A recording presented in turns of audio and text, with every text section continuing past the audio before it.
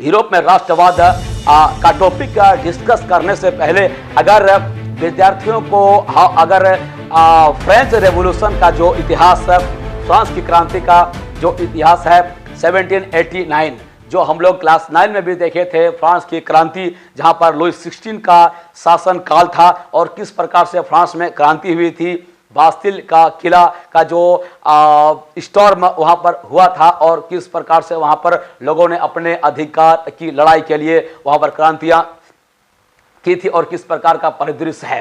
ये अगर हम इस टॉपिक को पहले क्लास 9 में पढ़े हैं तो यूरोप में राष्ट्रवाद के उदय के बारे में बेहतर समझ सकते हैं। अगर आपने फ्रांस की क्रांति को डिटेल्स में नहीं पढ़ा है और क्लास 10 स्टैंडर्ड में आ गए हैं तो एक बार आप फ्रांस की क्रांति को रिवीजन कर लें। 1789 का जो क्रांति है तो आपको एक कड़ी को जोड़ने में, इस कड़ी से कनेक्शन स्थापित करने में आसानी होगा और राष्ट्रवाद का पकड़ आपका मजबूत होगा। 1848 के आसपास जो फ्रेडरिक सरयू का जो कल्पना जो किए हैं चित्र के माध्यम से, ये यूटोपियन जो उनका आइडियोलॉजी है, जहां से हम इस क्लास 10 स्टैंडर्ड में चर्चा करते हैं, तो हम देखेंगे कि ये राष्ट्रवाद का जो विचार कोई बिल्कुल ही इस अवस्था आके कोई अचानक एकाएक नया नहीं आया है, बल्कि इसका जड़ और भी गहरा हम जब जाते हैं फ्रेंच रेवोल्यूशन, फ्रांस की क्रांति के समय से ही देखते हुए आ रहे हैं। राष्ट्रवाद का उदय, तो राष्ट्रवाद का उदय का जो पहला बीजारोपण हुआ है, पहला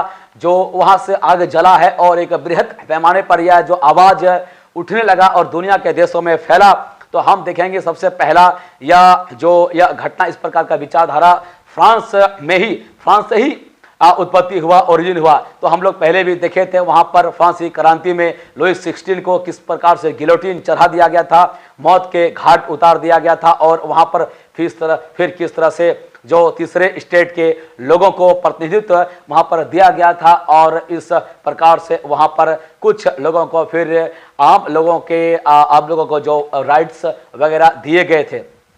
लेकिन फिर भी हम लोगों को राइट वगैरह दिए गए थे, लेकिन यह फिर हम लोग देखते हैं यह जो राष्ट्रवाद का क्रम है या जनतांत्रिकरण करने का क्रम है, हमेशा देखते हैं समय समय पर चेंजिंग आते रहता है। कभी अधिकार जो है आम लोगों के पक्ष में चला जाता है, फिर से वह सत्ता किसी प्रकार से एंड कैन प्रकार कुलीन वर्ग फिर से हथियार लेते हैं। वही होता है फिर से एक बार जब फ्रांस की क्रांति के बाद, जब नेपोलियन फ्रांस की क्रांति के बाद नेपोलियन फ्रांस का एक नायक, एक हीरो बन के आता है और फ्रांस का एम्पायर जब बनता है तो फ्रांस का स्वरूप हम लोग देखते हैं वहाँ एक अलग प्रकार से होता है।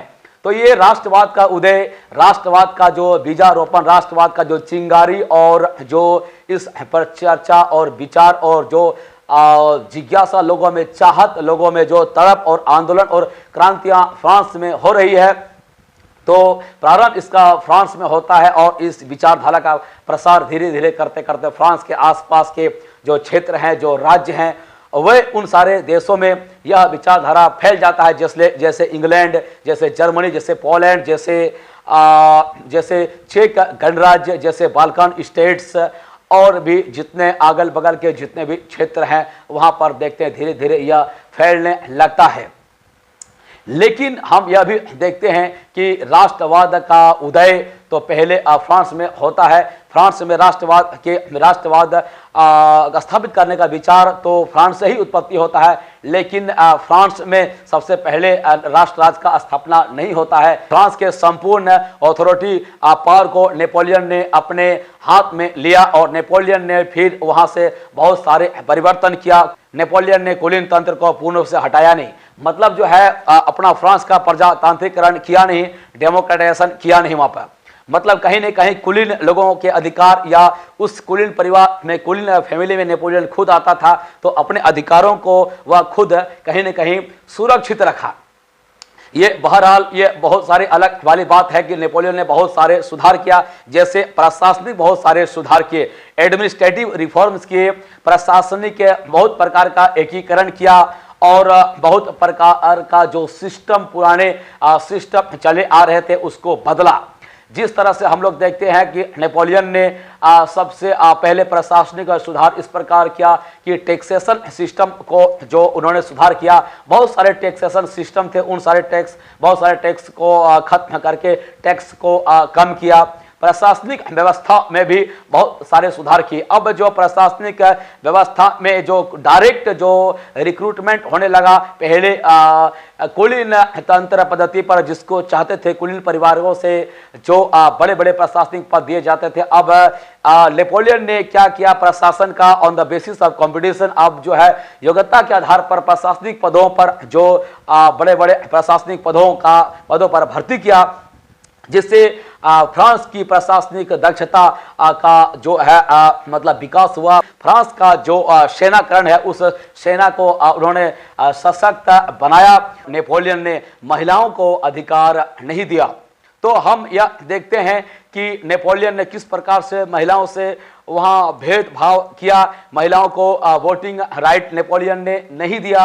और बाद में चलकर देखेंगे कि किस प्रकार से नेपोलियन ने यह कहा था कि women is the subject to the matter of guardian और to the subject of the husbands. तो ये बाद में इसके बारे में थोड़ा डिस्कस कर लेंगे और इस प्रकार से ये सारा हम चीज देखते हैं। यहाँ पर एक क्वेश्चन पूछा जा सकता है कि किस प्रकार से नेपोलियन ने फ्रांस में प्रजातंत्र को नष्ट किया। तो हम स्वाभाविक रूप से देख रहे हैं कि कुलीन तंत्र को जस का तस रहने दिया, उसको हटाया नहीं।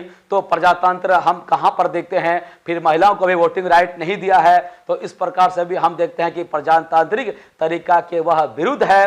फिर संपत्ति के अधिकार को भी उन्होंने सुरक्षित रख दिया। तो इस प्रकार से जिस प्रकार से कुलीन तंत्र के लिए उन्होंने एक रास्ता को खोल के रख दिया कि वह ज़्यादा से ज़्यादा अपने संपत्ति को रख सकते हैं, या समाज के या उस देश के कुछ ही कुलीन वर्ग या चुने हुए वर्ग ज़्यादा से ज़्यादा संपत्ति रख सकते हैं। तो संपत्ति के बराबरी के अधिकार पर भी उन्होंने विचार नहीं किया। तो ये सारे पॉइंट हैं जो पता जिससे चलता है कि नेपोलियन ने प्रजातंत्र को वहाँ पर फ्रांस में नष्ट किया। ये अलग वाली बात है कि नेपोलियन ने बहुत सारे सुधार किए हैं जिनका बहुत ही बेहतर रिजल्ट वहाँ के प्रशासनिक व्यवस्था में आया। जैसे जो नाप तोल का एकीकरण किया, बाट माप को भी एकीकरण किया, जिससे अब एक ही प्रकार के जो पैमाना जो बाट माप नापने तोलने का हुआ, इस प्रकार से वहाँ पर इम्प्रूवमेंट हुआ। टैक्सेशन सिस्टम के बारे में, टैक्स के बारे में भी कुछ इम्प्रूवमेंट किया। अब बहुत सारे टैक्सों को हटा के टैक्स को नंबर ऑफ द टैक्सों की संख्या को भी कम कर दिया। तो इन सारे चीज़ों के प्रति यह भी था कि राज्य को ज़्यादा से ज़्यादा राजस्व आए, ज़्यादा से ज़्यादा आय आए, और नेपोलियन भी ज़्यादा से ज़्यादा पावरफुल हो सकता है। तो हम लोग देखते हैं कि किस प्रकार से राष्ट्रवाद का जो विचार फ्रांस में उत्पन्न होता है। इसी राष्ट्रवाद के भावनाओं के बदौलत किस प्रकार नेपोलियन फ्रांस का इम्पेरर शासक बन बैठा। और अब इसका आगे का चरण, जब नेपोलियन अपने आप को पूर्ण रूप से वहां पर इस्टेब्लिश कर लेता है, तब नेपोलियन मतलब फ्रांस का जो सेना है, नेतृत्व के सानिध्य में फ्रांस का सेना या फ्रेंच लोग या नेपोलियन फिर अपना प्रसार धीरे धीरे, अपना जो है अपना कंट्रोल, अपना प्रसार धीरे धीरे अपने जो आसपास के जो क्षेत्र हैं, जो आसपास के देश है, एक के बाद एक देश पर अपना प्रसार करते गया। मतलब वहां अपना चढ़ाई करते गया, एक एक देश को जीतते गया। तो हम लोग देखेंगे कि नेपोलियन ने इसको किस प्रकार से किया। बाद में चल के देखेंगे कि 1813 में भी जब नेपोलियन का हार हुआ है और उसके बाद नेपोलियन का पतन होने लगा, नेपोलियन का पतन हुआ, और उस पतन के बीच में नेपोलियन ने किस प्रकार से अपना जो यह अपना प्रसार किया, बल्कि दूसरे देशों पर अपना आधिपत्य स्थापित किया। तो वह एकमात्र राष्ट्र, जो एक राष्ट्र राज या एक राष्ट्रवाद, नेशनलिज्म का जो विचारधारा ही था, यह एक शक्ति, जिस शक्ति के माध्यम से नेपोलियन ने या फ्रेंच ने दूसरे देशों पर अपना शासन स्थापित करने में सफल हुआ या उस देश पर अपना कब्जा कर पाया। कहने का मतलब है 18वीं शताब्दी का जो समय था, जब राष्ट्रवाद का प्रसार धीरे धीरे यूरोप के अन्य देशों में भी हो रहा था, जो राष्ट्रवाद का विचारधारा चल रहा था, जहां पर प्रजातांत्रिक करण उन्मुखीकरण विचारधारा था। कुलीन तंत्र का समाप्ति होना चाहिए, लोगों को अधिकार मिलने चाहिए, सभी व्यक्ति में समानता हो, सभी व्यक्तियों में वोटिंग राइट हो। इस प्रकार का जब विचारधारा, आइडियोलॉजी, विचारधारा दुनिया के दूसरे देशों में या सबसे पहले यूरोप के अन्य देशों में जब विचारधारा फैला तो वहां के अन्य देशों के लोगों ने इस विचारधारा का काफी समर्थन किया और सराहना किया। चूंकि उस समय लगभग संपूर्ण यूरोप में वहां पर पहले राष्ट्र राज्य इस समय 18वीं शताब्दी के पहले नहीं था, तो यह विचारधारा बहुत पसंद आया और यूरोपियन लोगों ने भी चाहा कि राष्ट्र राज्य ही स्थापित होना चाहिए और राष्ट्रवाद का विचारधारा लोकप्रिय होते गया। तो उस समय जब यूरोप के अन्य देश थे तो वहां पर भी वहां पर कुलीन तंत्रों का शासन था, एरिस्टोक्रेसी का शासन था। जो अलग अलग जो राज्य हैं वहां पर उस समय आज का जो जिस प्रकार से आप देखते हैं इंग्लैंड है या जो आज का जो जर्मनी है या आज का जो इटली राज्य है, जो आज हम लोग देखते हैं इस प्रकार का पहले इस प्रकार का राज्य नहीं था, बल्कि ये इस प्रकार का राज्य आपस में टुकड़े टुकड़े में बटा था। मतलब गणराज्यों में किंगडम में बटा हुआ था, आपस में जो ड्यूक्स में ड्यूक का क्षेत्र है उसमें बटा हुआ था, कैंटोन में मतलब परगना प्रांतों में बटा हुआ था, इस प्रकार से बटा हुआ था। और भी कुलीन तंत्र जो छोटे छोटे जगहों गणराज्यों में एक कुलीन तंत्र का शासन था और ये कुलीन तंत्र दूसरे गणतंत्रों के जो कुलीन तंत्र हैं उन गणतंत्रों के कुलीन तंत्र के द्वारा वैवाहिक संबंध के द्वारा ये लोग अपना संबंध बनाए हुए थे और काफी शक्तिशाली बन गए थे, एक दूसरे को सपोर्ट कर रहे थे, तो काफी ताकतवर बन गए थे और अपने क्षेत्र में जो वहां के अधिकतर जो लोग हैं, आम लोग हैं, उन्हें जनतांत्रिक अधिकार नहीं दिया हुआ था और वहां पर राष्ट्रवाद का विचारधारा भी नहीं बना पाया था। कारण था कि वे जो गणराज्य आपस में जो कोई स्पेसिफिक गणराज्य थे तो वहां तो ये सारा सबसे पहला समस्या था कि कुलीन तंत्र वर्सेस आम लोग, और वहां भी आम लोगों में भी विचारों में मतभेद था। कोई राष्ट्र प्रकार का कोई विचारधारा नहीं था, सभी कोई अपने आप को एक देश का नागरिक नहीं समझते थे। मसलन देश उस प्रांत के अंतर्गत ही बहुत सारे गड़बड़ियां था, बहुत सारे झगड़े, बहुत सारे उलझन, बहुत सारे आपस में घृणा और लड़ाइयां, युद्ध हुआ करता था। लोग भाषा के आधार पर एक दूसरे से घृणा करते थे, एक दूसरे को अपने से अलग समझते थे। वहां पर जो निर्जातीय भावनाएं थी, मतलब चमड़ी, गोरे, काले और सांवले रंग के आधार पर भी एक दूसरे से अलग समझते थे। धर्म के आधार पर भी ये लोग अलग अलग अपने आप को समझते थे। तो हम लोग देखेंगे कि यूरोपीय देशों में, बहुत सारे देशों में कहीं पर अगर क्रिश्चियनिटी भी था तो वहाँ क्रिश्चियनिटी भी बटा हुआ था प्रोटेस्टेंट में, प्रोटेस्टेंट क्रिश्चियन में और कैथोलिक क्रिश्चियन में बटा हुआ था।